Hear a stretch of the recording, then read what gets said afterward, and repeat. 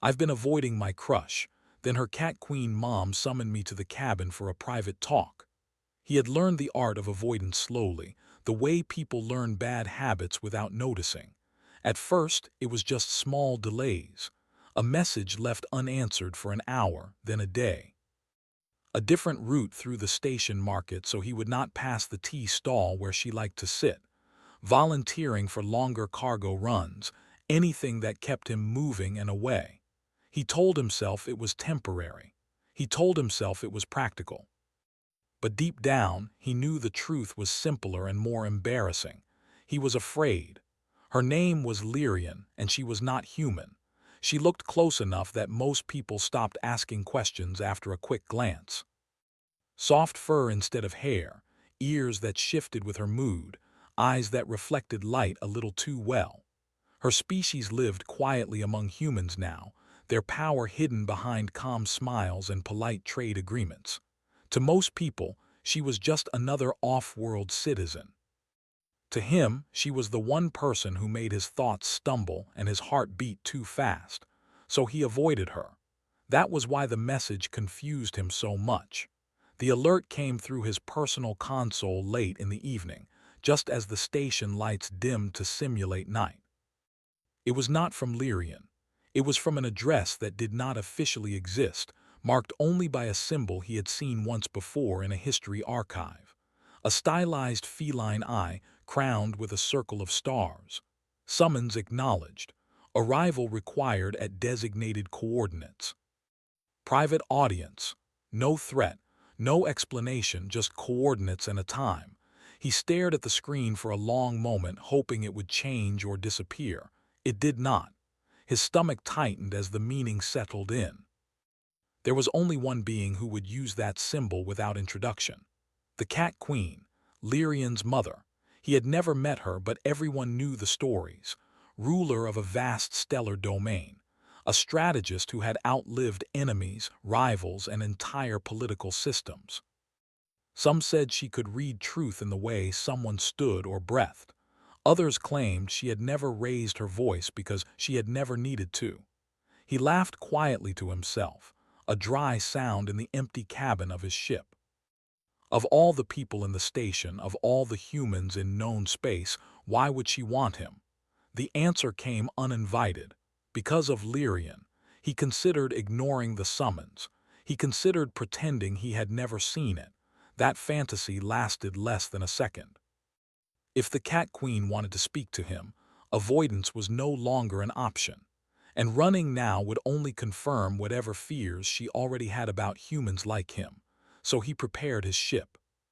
The coordinates led far from the station, past common shipping lanes, and into a quiet mountain range on a planet that humans had barely begun to settle.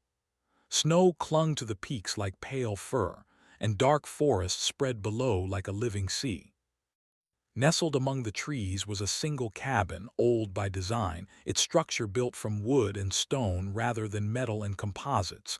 His ship landed nearby, engines cutting into silence. No guards approached. No drones scanned him. The quiet felt deliberate. He stepped out into cold air that bit at his face and slowed his breathing. Each step toward the cabin felt heavier than the last. He rehearsed polite greetings, explanations, excuses. None of them felt strong enough. The door opened before he could knock. She stood framed in the doorway, taller than he expected, wrapped in simple robes that did nothing to hide the quiet authority in her posture. Her fur was silver streaked with black, her eyes a deep gold that seemed to hold reflections of places far beyond the cabin walls. She did not smile, so, the Cat Queen said calmly, "You came." He inclined his head, unsure whether to bow or stand straight. "I did, thank you for inviting me." "Enter," she said, stepping aside. The cabin was warm, lit by a fire that crackled softly. The scent of wood and unfamiliar herbs filled the air. There were no guards inside, no visible technology. Just two chairs facing each other near the fire. She gestured to one. He sat. For a long moment she said nothing. She studied him openly, her gaze steady and unblinking. He resisted the urge to shift or fidget. He reminded himself that humans had faced worse than uncomfortable silences. Still, it felt as if she were peeling back layers of him without touching him at all. "You have been avoiding my daughter," she said at last. The words were simple, the impact was not. He swallowed. "I didn't mean any disrespect." "That is not what I said," the Queen replied. "I said you have been avoiding her. Intent does not erase action." He nodded slowly. "Yes."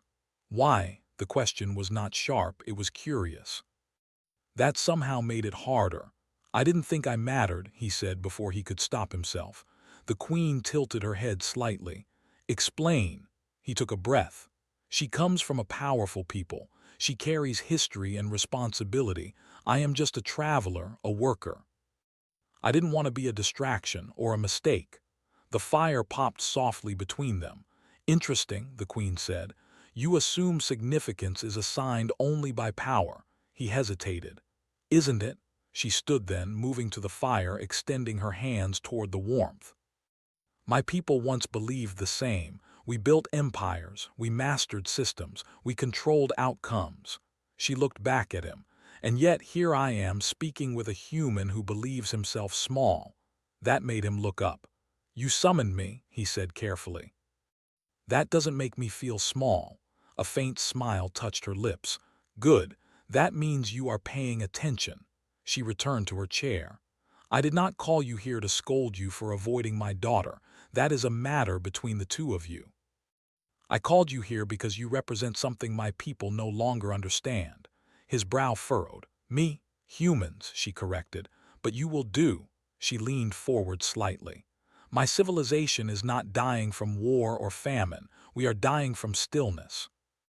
We have optimized every path, predicted every outcome, and removed uncertainty wherever possible." Her eyes narrowed. "In doing so, we removed growth." He listened, unsure where this was leading. "My daughter changed after meeting you," the Queen continued. "Not because you impressed her with strength or status, but because you were uncertain. You questioned yourself, you adapted, you failed and adjusted." "That doesn't sound impressive," he said quietly. "It is terrifying," the Queen replied. "To a people who believe perfection is safety." She studied his face again. "You humans move forward without guarantees. You form bonds without certainty of reward. You try, even when you expect to fail." Her voice softened. "That is why I summoned you." He felt a strange mix of pride and fear. "What do you want from me?" She stood once more and walked toward the window, looking out at the dark forest beyond. "I want to know if humanity's reputation is deserved, and whether one human's courage is real or merely accidental." She turned back to him. "This conversation is not casual, it is an evaluation." His pulse quickened. "An evaluation for what?" "For the future," she said simply. Outside, wind moved through the trees, a low whisper against the cabin walls. He realized then that this was bigger than his feelings, bigger than his avoidance. Whatever happened here would echo beyond this cabin, beyond this planet.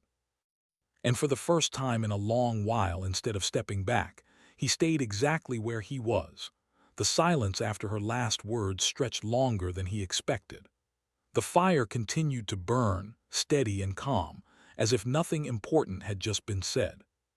He felt as though the cabin itself was waiting to see what he would do next. He did not speak right away. He had learned on long journeys that silence was not always an enemy. Sometimes it was a test. The Cat Queen watched him closely, her golden eyes sharp but not unkind. She did not rush him. That alone told him more than any threat could have. "At the station," he said finally, choosing his words carefully, "people talk about your people like you already know the ending to every story." Her ears shifted slightly, a sign of interest. "Stories are easier to survive when the ending is known, but harder to live," he replied.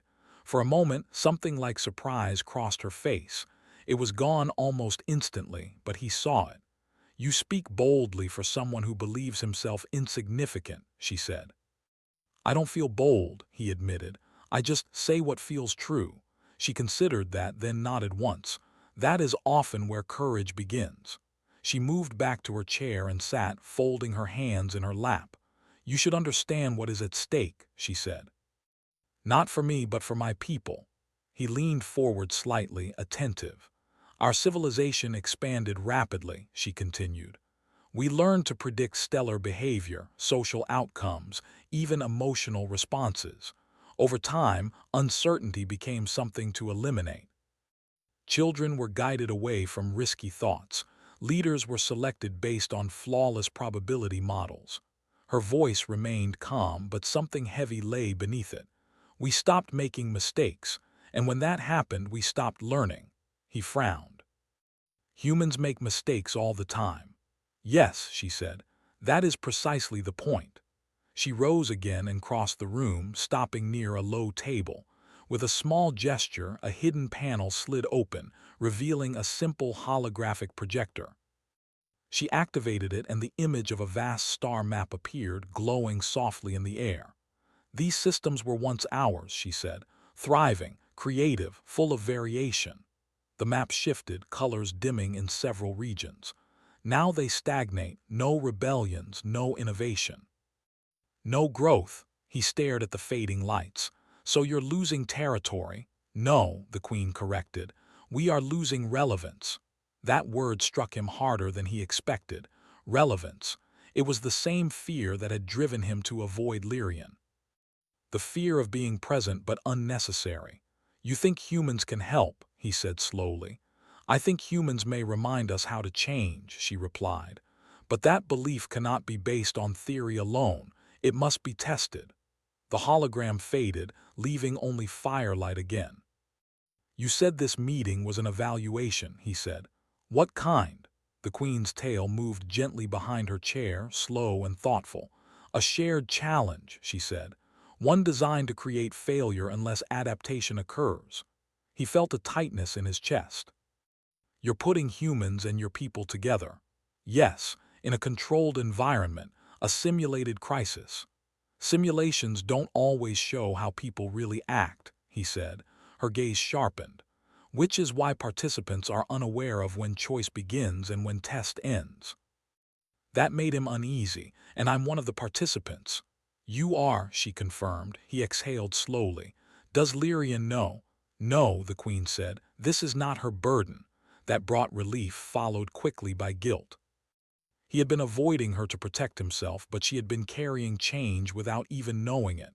"When does this test happen?" he asked. "It already has," the Queen replied. The cabin lights dimmed slightly, almost imperceptibly. The fire flickered, then steadied. A soft tone sounded, low and resonant, vibrating through the floor. Before he could react, the walls around them seemed to stretch, the space expanding without movement. The warmth of the fire faded, replaced by a cooler, metallic air. In seconds, the cabin was gone. They stood inside a vast command chamber, its design unfamiliar but elegant. Screens curved along the walls, displaying data streams and external views of a starship drifting near a dense asteroid field. He turned in a slow circle, heart pounding. "This is the simulation." "Yes," the Queen said calmly, as if they were still by the fire. "And the crisis?" Alarms sounded softly, controlled but urgent. A voice echoed through the chamber, neutral and precise. "Power fluctuations detected. Navigation control compromised." Figures appeared around them, some human, some feline alien. Their expressions ranged from confusion to concern. None of them looked at the Queen as a ruler. Here, she was simply another participant. He noticed that immediately. The human crew members began talking over one another, throwing out ideas. The alien officers remained quiet, analyzing data streams with intense focus. "We need to stabilize power first," one alien said. "Then re-establish navigation." "That could take too long," a human engineer replied. "Those asteroids are moving faster than predicted." Arguments formed quickly, not hostile but tense. Each side trusted different priorities. He felt his instincts pull him toward the humans, but something held him back. He remembered what the Queen had said about listening. "Wait," he said, raising his voice just enough to be heard. What's the failure point? Several heads turned toward him. If we do nothing, he continued, what happens first? An alien analyst answered. Structural stress exceeds limits, hull breach in 13 minutes. And if we reroute power aggressively, he asked. Navigation recovers, the analyst said, but life support destabilizes. He nodded. So either way, someone loses. Silence followed. The Queen watched him closely, saying nothing. What if we don't aim for a perfect solution? He asked. What if we aim for a survivable one? The idea seemed to unsettle the alien officers. Explain, one said. We accept temporary failure, he said. Shut down non-essential systems, reduce comfort, manual corrections instead of full navigation recovery. He looked at the humans. We've done worse on old cargo ships. Some humans nodded, others hesitated. It will be inefficient, an alien officer said. Yes, he agreed. But it buys time, and time lets us adjust. The countdown continued. 12 minutes, they acted. Systems powered down, lights dimmed. The ship shuddered as thrusters fired unevenly. The environment became harsh, uncomfortable, but stable enough to avoid immediate destruction. As minutes passed, new problems emerged. Power spikes, crew fatigue, communication delays. Each time there was no perfect fix, only small adjustments, listening, compromise. He found himself moving between groups, translating not language but mindset, helping humans slow down. Encouraging aliens to act without complete certainty, the Queen observed, silent and intent. At 7 minutes, a major system failed. This won't hold, someone said. Then we change again, he replied. We don't stop just because the first plan wasn't enough. They did. At 3 minutes, the ship cleared the densest part of the asteroid field. Damage reports flooded in, but the vessel remained intact. The alarms faded. The simulation paused. The command chamber dissolved, replaced once more by the quiet cabin and the crackling fire. He stood there, breathing hard, hands trembling slightly. The Cat Queen regarded him with something new in her eyes, respect. You did not seek control, she said. You sought connection. I just didn't want anyone left out, he said. That, she replied, is precisely what my people forgot. She rose and approached him, stopping a few steps away. You are not insignificant, she said. You are dangerous in the most important way. He managed a small, uncertain smile. I've never been called that before. Get used to it, the Queen said softly. This is only the beginning. Outside the cabin, the forest wind continued to whisper, carrying the weight of a future that had just begun to shift. The return to the cabin felt quieter than before, as if the walls themselves had absorbed what had happened. The fire burned steadily, but its warmth now felt different to him, less like comfort and more like a reminder that something real had shifted. He stood where the simulation had ended, hands slowly unclenching, his breath evening out little by little. The Cat Queen did not sit right away. She walked to the window and looked out at the dark forest, her posture thoughtful. For the first time since he had met her, she looked tired. Not weak, but weighed down by long responsibility. You adapted without being asked, she said quietly. You did not wait for authority. I didn't feel like there was time, he replied. Exactly, she said. My people would have waited. They would have searched for certainty while the moment passed. She turned back to him. Do you know why I chose you instead of another human? He shook his head. No, because you doubt yourself, she said. Confidence can be trained. Doubt forces reflection. That made him uncomfortable, though he could not explain why. He rubbed his hands together slowly. What happens now? Now, the Queen said, comes the harder part. She gestured and the cabin shifted again, but this time more gently. The walls remained, the fire remained, but the air thickened with a low hum. A wide, translucent panel formed between them, showing live data instead of a constructed crisis. These are not simulations, she said. These are real events, minor ones, trade delays, resource disputes, small failures that my people would normally solve alone. He leaned closer, studying the information. None of it looked dramatic. No explosions, no alarms. "Why show me this?" he asked. "Because the greatest danger does not announce itself," the queen replied. "Watch." On the display, an alien council debated a supply reroute. Every option was mathematically sound, every argument precise, and yet the decision stalled again and again, delayed by endless refinement. "They're afraid to choose," he said. "They are afraid to be wrong," she corrected. He frowned. "But nothing terrible is happening yet." "That is how stagnation survives," the queen said. "By being quiet." She turned to him fully. "I want you to intervene." His head snapped up. "Me? I'm not a leader. I don't have authority." "You have perspective," she said, "and permission." The word landed heavily.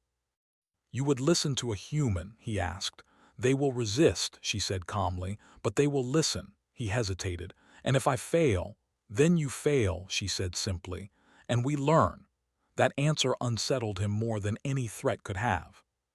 He realized then how deeply her people feared failure, and how differently she now viewed it. The scene shifted again, not erasing the cabin but layering another space over it. Suddenly, he stood within a council chamber far larger than the simulation before. Tall figures sat in curved rows, their attention snapping toward him the moment he appeared. Whispers spread. "A human? Why is he here? He is unprepared." He swallowed and forced himself to stand straight. He did not look for the queen. He knew she would not step in. The council leader spoke. "State your purpose." He took a breath. "You're delaying a supply decision that affects 3 systems." "That is not your concern," the leader replied coolly. "It is," he said, surprising himself with how steady his voice sounded. "Because delay is also a choice." Murmurs rose again. "You seek to advise us?" another council member asked.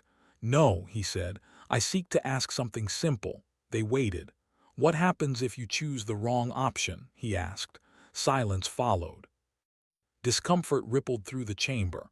"Loss," someone said at last. "And if you choose nothing?" he pressed. More silence. "Loss," another voice admitted. He nodded. "Then the difference is not outcome, it's experience." The council leader narrowed their eyes. "Explain." "If you choose," he said, "you learn, you adjust next time. If you don't, you repeat the same moment forever." The chamber buzzed with quiet tension. He could feel their resistance, not angry but afraid. "We are trained to avoid error," one council member said. "It keeps our people safe." "It kept you safe," he agreed, "but it's keeping you still." That word echoed again, still. The leader leaned back slowly. "And what would you suggest, human?" His heart pounded. He reminded himself that he did not need perfection, just movement. "Choose the option that creates the most communication," he said, "not the most efficiency. Let your people respond. Listen to what breaks." Some council members bristled. Others leaned forward. "That is reckless," one said. "Yes," he replied, "but controlled." The debate continued, sharper now but alive. He did not dominate it, he answered when asked. He stepped back when emotions rose too high. He watched them change slowly, painfully. At last a decision was made, not perfect, not optimal, but chosen. The chamber faded. He found himself back in the cabin, knees weak, breath shallow. He sat heavily in the chair, staring at the fire. "That felt harder than the crisis," he said. The queen nodded. "Because you challenged identity, not systems." She sat across from him. "You showed them something dangerous." He laughed quietly. "Let me guess, humans again." "Failure," she said. "As a teacher." He sobered. "What about Lyrian?" The queen studied him carefully. "What about her?" "I don't want to be a tool," he said, "or a symbol. She deserves more than that." A faint softness entered the queen's eyes. "So do you." She stood and placed a small object on the table between them, a simple band, smooth and unmarked. "This does not bind you," she said. "It is not authority, it is access. You may walk away at any time." He looked at it, then up at her. "And if I do?" "Then you will walk a path few humans ever have," she said, "and fewer of my people understand." He did not take the band right away. Instead, he asked the question that had haunted him from the start. "Why trust me?" the Queen smiled, slow and real. Because when the galaxy tested you, you did not ask how to win. You asked how to keep everyone moving. He picked up the band. It was warm to the touch.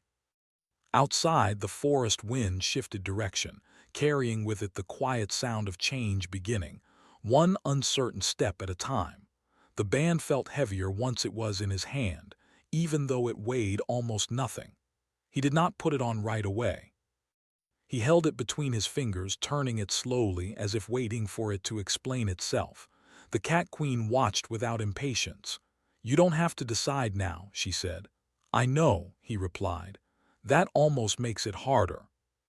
She inclined her head slightly, acknowledging the truth in that. Choice freely given was far more frightening than orders. The cabin door opened softly behind him. He turned, startled, and his breath caught. Lyrian stood there, framed by the faint glow of outside light. Her ears were slightly flattened, not in anger, but in uncertainty. She had changed into travel clothes, practical and simple, yet she still carried that quiet presence that always pulled his attention without effort. "I thought I felt her influence," Lyrian said gently, looking from him to her mother. "You weren't answering messages." His chest tightened. "I didn't know how." The Queen stepped aside, deliberately giving them space. "I will not listen," she said calmly. "Some conversations are not for rulers." She moved toward the far side of the cabin, turning her back. The fire crackled between them. For a moment, neither of them spoke. "You've been avoiding me," Lyrian said at last. Not accusing, just honest. "Yes," he admitted. "Why?" she asked. He looked at her, really looked this time, and realized how much he had missed in his careful distance. The way her ears shifted when she waited, the steadiness in her eyes. "I was afraid," he said. "Not of you, of what I don't bring." Her ears lifted slightly. "Explain." "I don't have a great name," he said. "No grand future. I move cargo. I fix small problems. I thought standing near you would only remind me how small I am." She stepped closer, closing the space he had maintained for so long. "You make things move," she said quietly. "That is not small," he shook his head. "Your people rule systems." "And yet," she said, "they stand still." The words echoed what her mother had said, but hearing them from Lyrian made them warmer, more human somehow. "You change the rooms you enter," she continued. "Not by force, by presence. That matters to me." He felt something loosen in his chest. "I didn't want to disappoint you," she smiled faintly. "You disappointed me by leaving, not by staying." Behind them, the Queen listened without turning around, her expression unreadable. Lyrian glanced at the band in his hand. "She offered you access," she said. "It was not a question." "Yes." "And you're unsure." "Yes." Lyrian nodded slowly. "Good, if you were certain I would worry." He laughed softly. "You sound like her." "She raised me," Lyrian said with a small smile. They stood there close now, the avoidance finally broken. But the weight of the decision still pressed on him. "What if I fail?" he asked. "Then you learn," Lyrian said simply. "And you don't do it alone." The Queen turned back then, her presence filling the room again. "You fear insignificance," she said. "But insignificance does not trouble those who act." She approached them and looked at her daughter. "You have changed," she said softly. "So have you," Lyrian replied. The Queen paused, then nodded once. "Yes, that may be the most dangerous part." She addressed him again. "There is something you should understand before you decide." The cabin shifted, not into a simulation this time, but into memory. Images formed in the air, softer, less precise. A younger queen appeared, her fur darker, her posture rigid. Beside her stood another feline figure, similar in age, eyes bright with curiosity. "My sister," the Queen said quietly. She believed change required risk. I believed risk required control. The image showed debates, distance growing between them, then silence. "I avoided her ideas," the Queen continued. "I avoided uncertainty. By the time I realized what I had lost, she was gone." The images faded. "I do not want my daughter to inherit my mistake," the Queen said, "nor my people." He felt the truth of that story settle into him. "I don't want to be the reason things break," he said. "You will be," the Queen replied calmly. "And you will also be the reason they heal." She gestured toward the band. "Put it on when you are ready, or don't. Either choice is yours." Lyrian touched his hand lightly. "Whatever you choose," she said, "don't disappear again." He met her eyes and nodded. He slid the band onto his wrist. It warmed instantly, adjusting, not locking, but acknowledging. Information flowed gently into his awareness, not commands, just doors now visible where walls had been. The Queen exhaled slowly, a sound like relief. "Then it begins," she said. The days that followed blurred into motion. He moved between meetings not as a ruler but as a presence. He listened. He asked questions that made rooms uncomfortable. He encouraged decisions that were imperfect but alive. Resistance was constant. Some alien leaders dismissed him. Others challenged him openly. He never fought them. He stayed. Slowly, patterns changed. Lyrian walked beside him when she could, grounding him when doubt crept in. They spoke more now openly about fears and hopes. The avoidance that once defined their connection faded into memory. One evening, back at the cabin, he stood outside alone, looking up at unfamiliar stars. The Queen joined him. "You are afraid again," she said. "Yes," he admitted, "but I'm not running." She smiled, a rare, genuine expression. "That is all I ever hoped humans would bring us." He thought of the path ahead, uncertain and heavy, and of the quiet courage it would require every day. For the first time he felt ready to walk it, not because he was chosen, but because he chose. The work did not end with acceptance. If anything, that was when it truly began. He learned quickly that change was never dramatic at first. There were no grand announcements, no sudden shifts that everyone could point to and say, "This is where the future turned."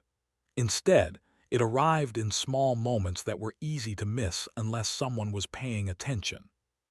A meeting that ended 10 minutes earlier because a decision was made instead of delayed. A trade route adjusted experimentally instead of optimized endlessly. A junior voice allowed to speak before a senior one, just once, to see what would happen. These were the places where movement started. He traveled often now, moving between stations, ships, and quiet halls where power usually spoke in whispers. The band on his wrist never commanded him.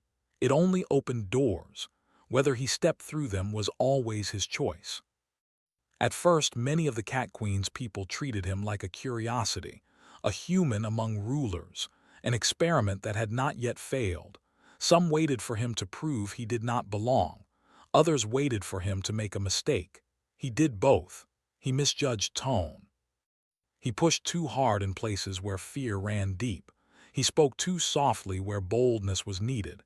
Each failure stung, but none of them ended the work. Something unexpected happened instead. People adjusted. They argued, yes. But they argued about ideas now, not about delaying decisions.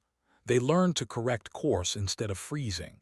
Slowly, painfully, they began to move. The Cat Queen watched it all from a distance. She did not interfere. She did not shield him from criticism. When asked why she trusted a human so deeply, her answer was always the same. "He does not promise success," she said. "He promises effort." Lyrian became his anchor. Where he carried the weight of systems and futures, she carried the weight of people. She noticed exhaustion before he admitted it. She reminded him to eat, to rest, to laugh when the pressure grew too heavy. They walked together often, through corridors of metal and glass, through gardens grown aboard orbital habitats. They talked about small things as much as large ones. It grounded him, reminded him why any of this mattered. One evening, as they stood watching ships drift into a station's docking ring, she asked him a quiet question. "Do you regret it?" He thought about it carefully. "No," he said, "but I understand now why people avoid choices like this." She smiled softly. "Because once you choose, you are responsible." "Yes. And because once you move," she added, "you can't pretend the stillness was safety." That truth spread faster than any policy. Human observers were invited next. Not as advisors, not as leaders, but as participants. Engineers, medics, pilots, teachers, ordinary humans placed gently into systems that had forgotten how to bend. The results were uneven. Some failed badly, some succeeded unexpectedly. But all of them changed the rhythm of decision-making. The galaxy noticed, not with fear, with curiosity. Other species began asking quiet questions. Why were the Cat Queen's people experimenting again? Why were humans suddenly present in places they had never been before, not demanding authority but sharing uncertainty? The answer was never formalized. It didn't need to be. Then came the moment that would have once been avoided at all costs, a crisis not simulated, not controlled. A star system on the edge of Cat Queen territory suffered a cascade failure. Infrastructure collapsed faster than prediction models could adapt. Entire populations faced displacement. Old instincts surged. Delay, analyze, perfect the response. He stood in a crowded chamber as arguments formed, familiar and dangerous. He felt the old fear press in on him, heavy and cold. This was too big. This was beyond him. He caught Lyrian's eye across the room. She did not reassure him. She did not step in. She trusted him. He stepped forward. "We don't have the answer yet," he said clearly, "but we can't wait for it." The room quieted. "We send help now," he continued. "Not a finished plan, a living one we adjust as we learn." Some resisted, some argued. But more voices joined him than ever before. The decision was made faster than any model would have allowed. Ships launched within hours. Mistakes were made. Some routes failed. Some supplies arrived late, but people survived. When the system stabilized weeks later, it was not perfect, but it was alive. The Cat Queen addressed her people soon after, not with a declaration of triumph, but with an acknowledgement. "We are no longer afraid of movement," she said, "and that has changed everything." She looked at him once during that speech, not as a ruler looking at a subject, but as someone acknowledging an equal weight carried. Later, back at the cabin where it had all begun, he stood again by the window, watching snow settle softly over the forest. "I never meant to lead," he said quietly. The Queen stood beside him. "Neither did I," she replied. "Leadership is often just the refusal to turn away." Lyrian joined them, resting her head lightly against his shoulder. He felt the warmth of her presence, steady and real. The galaxy did not crown humanity. It did not place them above others. Instead, it began to rely on them, not for strength, not for dominance, but for the courage to try again after failing. And in quiet rooms, when difficult choices loomed, someone would often ask the same question: what would a human do here? Not because humans were better, but because they were willing to move. As the fire crackled behind them and the future stretched open and uncertain, he realized something important. He had stopped feeling small, not because he had become powerful, but because he had finally stepped forward when it mattered. And that, more than any crown or title, was humanity's greatest strength.